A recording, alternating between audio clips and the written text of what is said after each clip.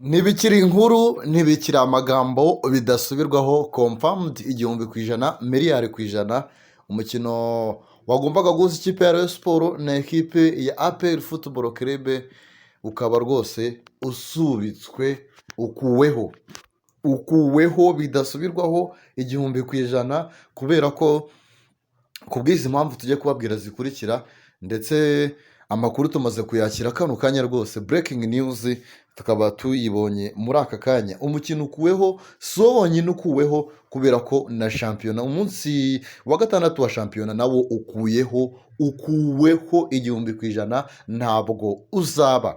Abakunzi ba shampiyona y'u Rwanda mu byakiriye mute? Abakunzi ba APR Football Club mu byakiriye gute? Abakunzi ba Rayon Sport mu byakiriye gute? Ko benshi mu bakunzi ba Rayon Sport bari bakifitemo akantu k'icyizere bavuga bati byanga byakunda umukino ugomba kuba n'amatike yaratangiye gushyirwa muri sisiteme ngabo Robs avuga ati ibyo turi kubyuma mu itangazamakuru ariko twebwe mu by'ukuri ntabwo tubizi umukino, twebwe tuzi ko umukino uzaba mu by'ukuri bidasubirwaho. Rero igihumbi ku ijana umukino umaze kuba ukurwaho n'umunsi wa gatandatu wa shampiyona, byose bikurirwaho icyarimwe. Mu by'ukuri ibirarane bikomeje kuba byinshi cyane muri shampiyona, ntabwo tuzi ukuntu iyo shampiyona izarangira mu by'ukuri. Abateguye ino shampiyona Rwanda Premier League rwose sinzi nimba iki kintu baragitekerejeho, kuko ikipe y'igihugu nasiyonari izitabira amarushanwa menshi cyane agiye atandukanye, amarushanwa nyafurika nk'iyi cani ije yongeramo gushaka tike y'igikombe cy'isi, gushaka tike y'igikombe cy'Afurika.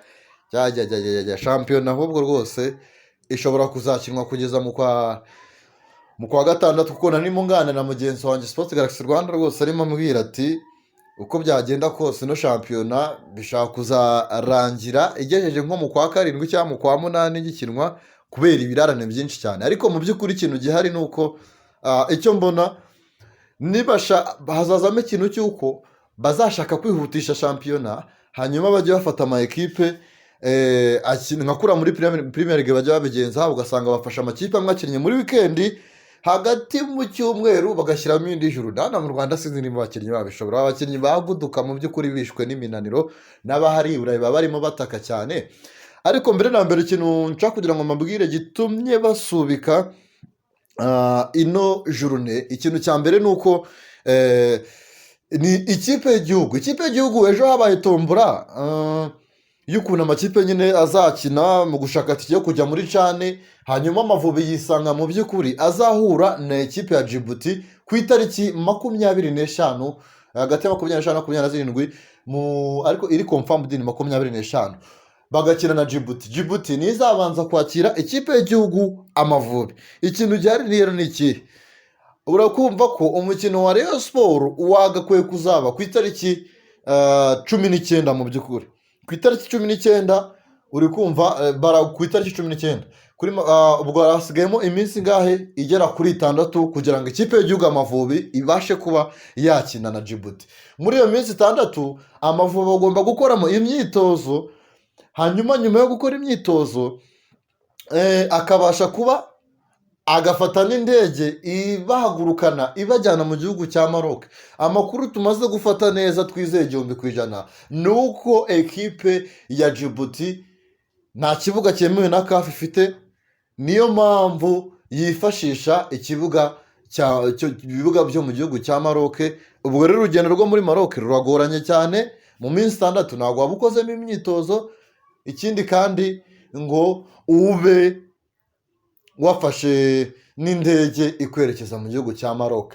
Niyo mpamvu rero uno mutoza rero murabizi namwe rero ibaze ni icyumweru kimwe, tutimagine ni icyumweru kimwe, ariko urebye nyine ntabwo ari icyumweru kimwe. Ubu nyine aho ngaho byari kuba ari icyumweru kimwe, iyo match ya Rayon Sport iza kwemerwa nibwo byari kuzaba harimo icyumweru kimwe. Ariko ubu ngubu kuva ikuweho na journée y'umunsi wa gatandatu ikaba ukuweho, ni ukumva ko iminsi iseyongera. Already match iri ku itariki 15. Ku itariki 15 abakinnyi b'abaprofesiyoneri bari mu ikipe nkuru isanzwe nyine y'abakinnyi bose bazaba basubiye mu ma ekipe yabo mu by'ukuri.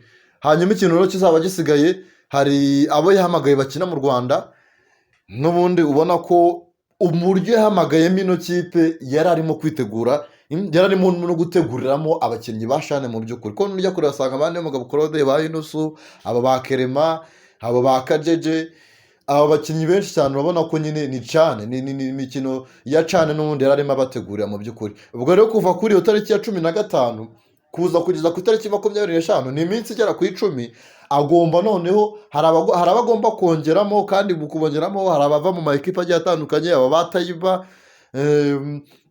bava mu makipe y'uturere muri za marine, abo bose bafite amakipe bakomokamo. Ubwo rero biri byakafekta ino kipe, niyo mpamvu nyine uno mutoza yafashe umwanzuro wo kuvuga ati reka mu by'ukuri shampiyona ikurweho. Ubundi yari asanzwe abikora, ubu ngubu amaze icyumweru bigera kuri 2 muri kampu. Ubu ngubu rero nabwo rero afite noneho impamvu agomba gutegura cane, kandi uko natwe turashaka kujya muri cane, turashaka kongera gusohoka n'amasume.